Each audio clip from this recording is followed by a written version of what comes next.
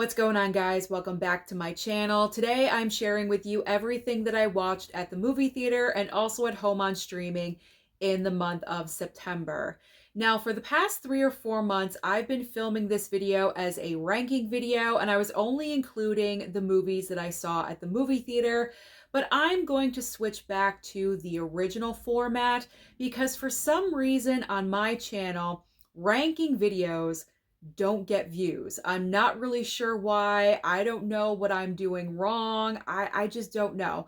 So I'm just going to go back to the original way of how I was filming this video and what I was including. So from here on out, the what I watched is going back to theaters and streaming, just listing off everything that I watched and my overall thoughts and opinions about the movies or TV shows. Let's start off with what I watched at the movie theater. The very first film was on September 1st, which was Labor Day, and that is Jaws.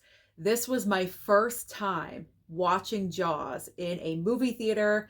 Now, I've seen this film so many times. It is in my top 3 movies of all time. I love this movie. If you've been watching my channel for a while, you know my love for Jaws. But watching it on the big screen was so good. It was such a special moment. And my audience was reactive and also almost sold out because it was Labor Day. A lot of people had that day off. And so they took advantage of that and they brought their kids. And that's what I really loved seeing, was that there were a lot of younger kids in the audience. And this was probably their first time watching Jaws because the audience and the kids were very reactive to what was happening. And so that just brought a huge smile to my face that the next generation is going to love Jaws just like I do. So it was a fantastic experience. I absolutely loved it. And I hope to watch Jaws in the theater in the future. The next film that I saw in September at the theater was The Conjuring: Last Rites. I watched it in Dolby.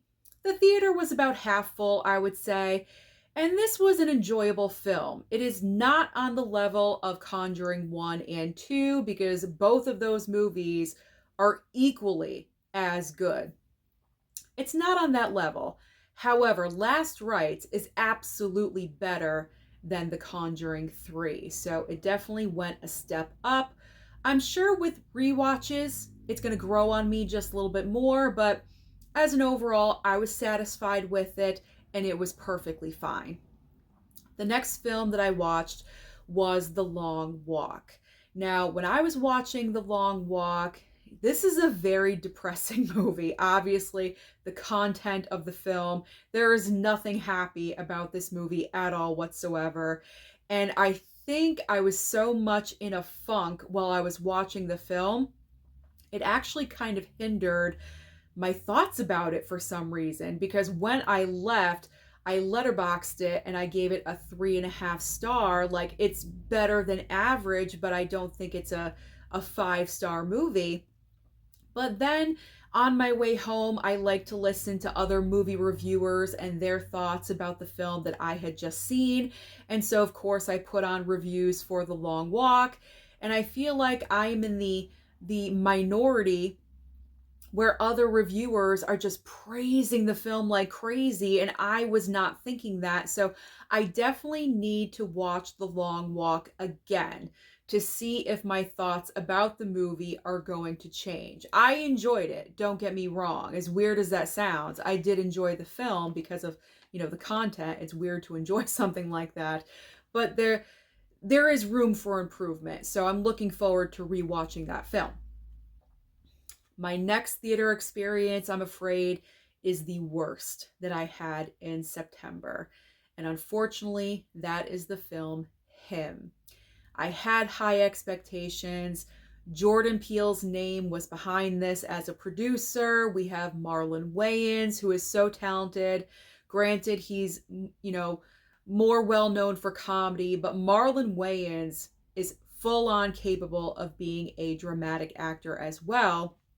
And so I was really looking forward to seeing what he was going to bring to the table in this film. And he is absolutely the best part of him. But the overall movie, I just did not really care for. I was disappointed with this one. And so, because of that, I think I gave it a 1.5 star and called it a day. Now, the next film, One Battle After Another, is my favorite movie from the month of September, besides Jaws. But we're not including that. That's not a brand new release. One Battle After Another is a new release. So that was my favorite movie experience of September. This is an absolutely phenomenal film. I gave it 4.5 stars for a little teeny tiny reason that I'm not going to say, because just in case you haven't seen the film yet, I don't want to spoil anything for you. There's one factor of the film that kind of bothered me, and it's a character that we kind of lose, I'll say, like throughout the movie. So I wish that person would have been seen again. So because of that, again, nitpicking, that's the reason why it's a 4.5 star. But this is an amazing film. Paul Thomas Anderson wrote and directed this movie. You have an amazing all-star cast with incredible performances. I am so looking forward to seeing One Battle After Another as an award season contender, because it should be. It absolutely should be. If this film is not nominated during award season, that is absolutely insane, because it's one of the best films of the year. The final movie I saw in September, just a couple of days ago on the 29th, Monday night, I went to go and see it, The Strangers Chapter 2. Now, on my Letterboxd, I gave this a 2.5 star, and I did heart it like I liked it. Now, it's not like I love the movie, because I did give it a 2.5, but in my opinion, Chapter 2 is an improvement over Chapter 1. Chapter 1, I gave a 1 star, and that was it. Because Chapter 1, as we all know, is just a really bad remake, like pretty much almost shot for shot, of the original Strangers film with Liv Tyler. There is nothing creative there. They just cloned the original film. So with Chapter 2, I do have to say this was an improved watch for me, because at least the movie was never boring, because it was always on the go. Our lead girl, the final girl in the movie, she's always moving around from place to place to place, because she is on the run. It's one long chase scene is what Chapter 2 is. She's just running around and getting attacked, and she just keeps on going. And I do have to say, our final girl, I forget her name, the actress's name, but the final girl, she earned her paycheck. She is jumping and running and rolling around and hiding in a morgue, and she is doing a whole bunch of very active things in this film. So she is definitely the highlight and the standout of Chapter 2. But this movie, or I should say this trilogy, just has so many flaws. I'm not going to get into like all the details of Chapter 2 right now, because in case you haven't seen it yet, I don't want to spoil it for you. But I mean, there's just, what's the point? Is all I'm saying. Like, what is the point of this trilogy? I don't think we know. And then we're not done, obviously, because Chapter 3, I have no idea when that film is going to be released. At this rate, it's probably going to be January or February, like, the 2 months of the year where no one really cares about film. But we'll see. We'll see what happens with Chapter 3. But 2 was an improvement. That's all I'm going to say. All right, now I'm going to talk about what I watched on streaming. And to get ready for the final Conjuring film, the final film, because you never know, it's made a buttload of money, so it probably will get more. But I had not seen Conjuring 2 or 3, so to prepare for Last Rites, I streamed 2 and 3. 2, oh my gosh, unbelievable. Loved it. Amazing. Like I mentioned before, on the level of Conjuring 1. And then part 3 was just okay. And that's because James Wan did not direct the third movie. It is so clear that he did not have like the ultimate creative control with this. And I mean, that's just disappointing because I would prefer him to direct all of them. It just makes sense to me, but I get it. I understand it. He's busy with so many other projects. The next item I watched was on Netflix, and it's Wednesday Season 2, Part 2.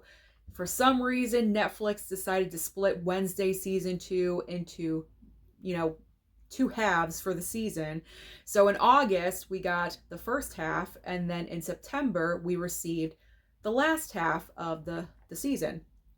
So in part two, I was looking forward to watching and finding out, okay, where are we going? How are we wrapping all of this up? I do have to say, I was very disappointed that Lady Gaga was like a cameo. That was it. She wasn't even in an entire episode.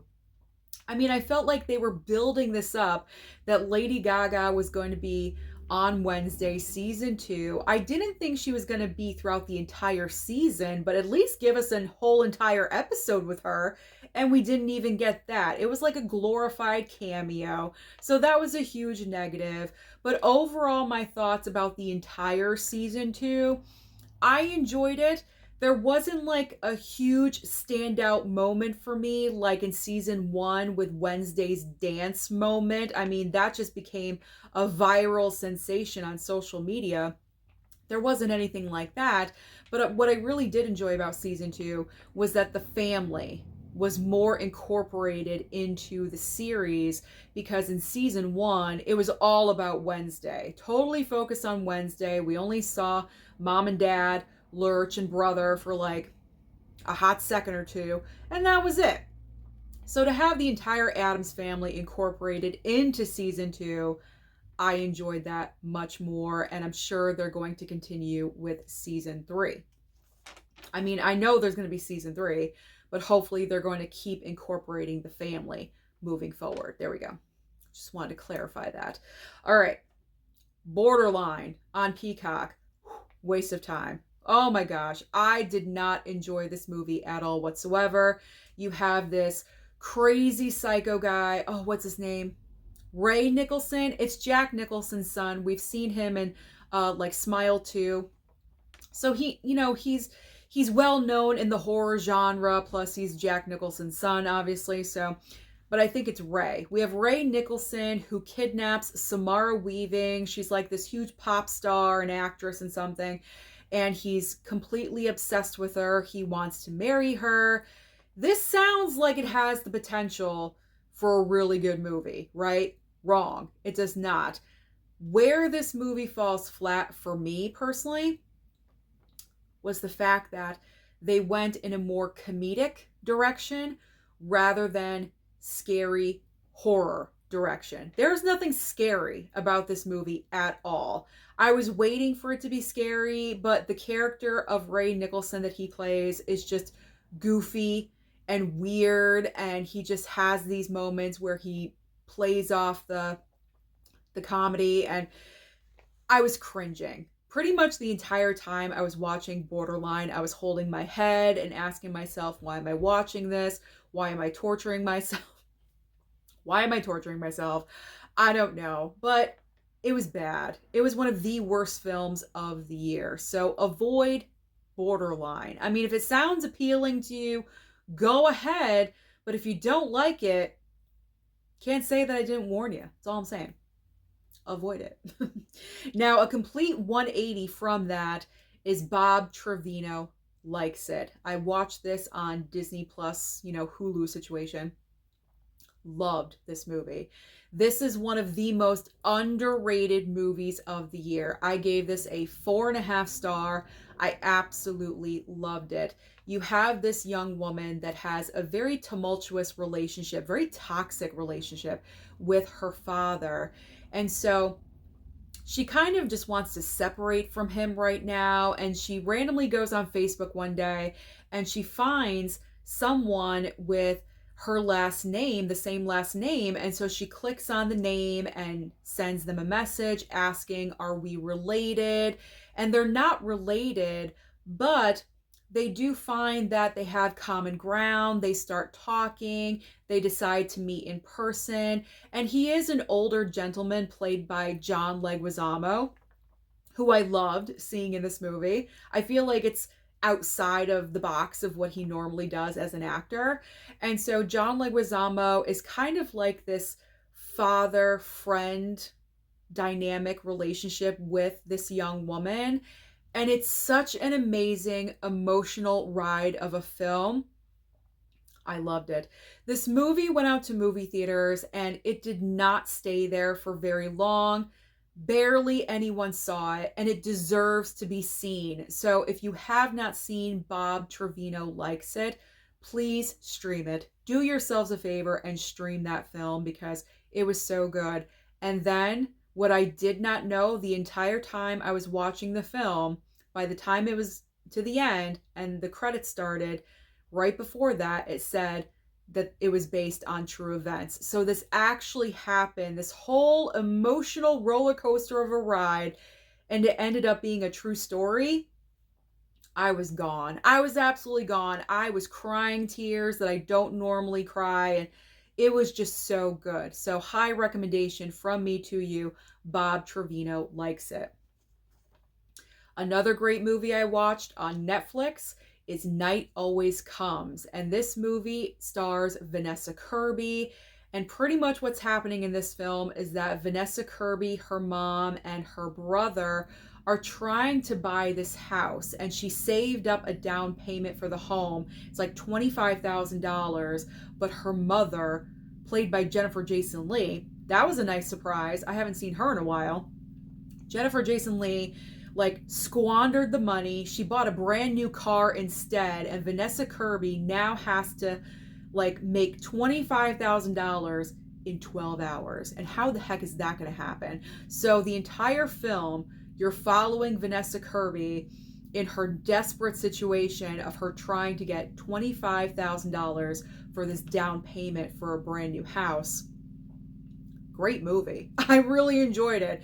It goes to some dark places and sensitive subject areas. I do want to just let you know that if you are interested in watching the film, but it was good. I really, really enjoyed it. Again, Vanessa Kirby, I don't normally see her in this kind of material, but I enjoyed seeing her in this movie a lot. So that's another good one that you may not have heard of. Then I watched The Legend of Ochi on HBO Max, and I was curious. I don't normally watch fantasy films, but anything to do with an animal, I'm a sucker for. And in this film, you have a little teeny tiny woodland creature called an Ochi. And there's a bunch of Ochis on this island.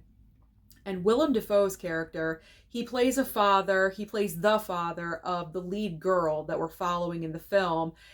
And Willem Dafoe wants to kind of annihilate all of the Ochis, get them off the island, like they're no good for some reason. So they're targeting this group of Ochi creatures. And the young girl, as I mentioned, that is his daughter, wants to save them. She really wants to save the one little cute Ochi that like followed her home one day, and she wants to bring him back to his family. So that's pretty much what the film is about, her journey from her house to, his home, and there's a reunion with her mother. This is also another very emotional film, and it was good. Don't get me wrong, it was good. I enjoyed watching it, but I know I will never watch the film again. I can appreciate it, but I don't need to own this on physical. I know it's out there for like A24 pickup and that nice, the nice packaging of A24, but I am not going to. This is where streaming comes in handy. So I've seen the film, I am good. The next item that I watched is probably the juiciest item on my list. It is AKA Charlie Sheen, the brand new documentary on Netflix. This is a 2-part documentary, an hour and a half long a piece. So if you have an extra 3-hour window where you can sit down and spend time with Charlie Sheen, I highly recommend that you do so. I was so curious to see how open and honest that he was going to be in this documentary, because That was kind of the appeal, the allure of the documentary. And I absolutely fell for it. Like, I wanted to see what he was going to say. I was curious. And there was many aspects about Charlie Sheen's life that I was not aware of. And I'm a sucker for a good celebrity documentary. So if you're the same way, you're going to want to watch AKA Charlie Sheen. Still on Netflix here, I recently watched Thursday Murder Club, and this was a fun, entertaining movie. Not every movie that we watch has to be cinema, has to be like iconic. You know what I'm saying? Like so amazing that it just consumes your life. Sometimes we need movies for just simple, fun entertainment. And that is what Thursday Murder Club is. You have older actors in this film. You have Pierce Brosnan, Ben Kingsley, and also Helen Mirren, and they all live in this very nice like retirement community. It takes place over in the UK. They live in a castle. Like, it's totally amazing. It's totally unbelievable, but it's totally amazing. So they live in this old retirement community. They're very good friends, and they are the Thursday Murder Club. It's their little activity club where they're trying to solve cold cases. And as they're working on a cold case in the beginning of the film, an actual murder happens that's close to them. And so they decide to put the cold case off to the side, and they are going to work on the actual murder that just occurred. It was so much fun. And this is the kind of movie I love. I love a great murder mystery. So it delivered for me on all levels. And like I said, fun, entertaining, mindless entertainment. Helen Mirren, anything with her, I'm open-minded, and it was a good time. So, and I'm hoping that they actually film more of these because there's, of course, the potential. There's always a murder happening somewhere. And so I'm hoping there's going to be more films. Netflix just needs to give the green light. I am hoping to hear that news soon. The next film I watched on, again, Disney Hulu situation. This is another one of the most underrated movies of the year. It's called I Don't Understand You. Exactly like Bob Trevino likes it. I Don't Understand You. Went to movie theaters. Barely made anything at the box office. And let me tell you something. This is one of the funniest films I have seen this year. Now, as far as comedies in 2025, I've actually been impressed because there have been a few comedies that I've really enjoyed, and that has not happened for a while. And I Don't Understand You is absolutely on that list for me this year because this is all about a gay couple wanting to adopt a baby. The actors that are the gay couple are Nick Kroll and Andrew, I forget his last name. He was on Girls.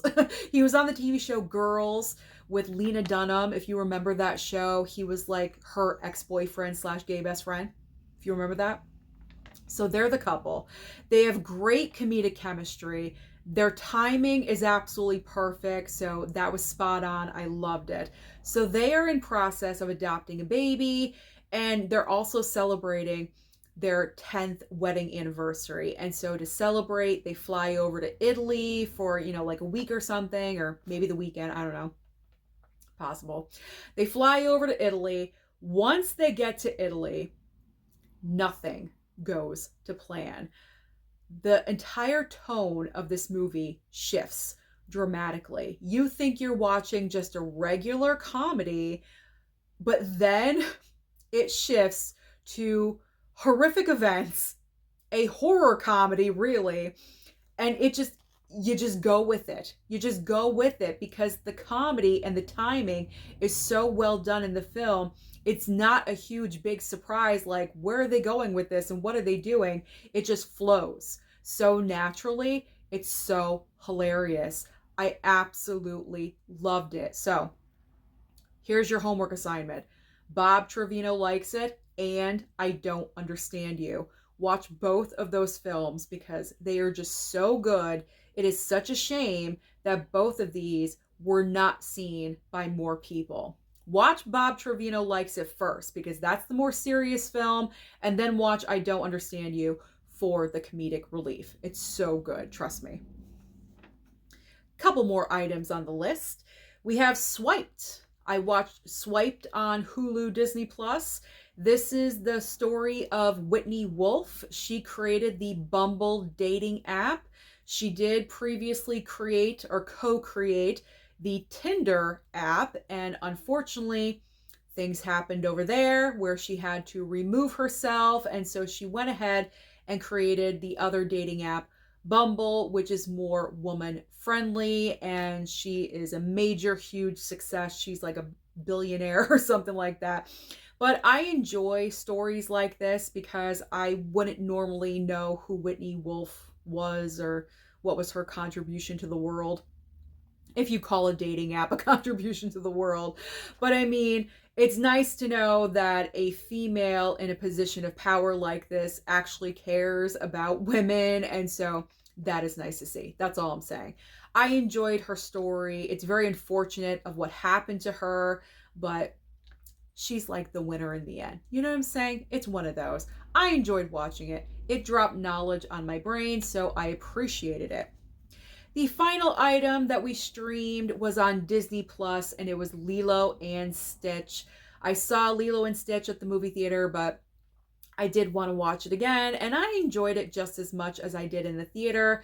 I know some people may disagree with me, but I still have not seen the original Lilo and Stitch. So with the live action remake, I just accept it for what it is, and I really enjoy it. Sorry, but I did. And my mom really enjoyed it too. I knew she would because of Stitch. We're a sucker for animals and animal-like creatures, so I knew she would really enjoy Stitch. So we had a good time with Lilo and Stitch. Those are all the films, and no TV shows, just films in September. Those are all the films that I watched last month in September. Comment down below and let me know your thoughts about any of these movies. Don't forget to like and subscribe before you leave, and I'll see you next time.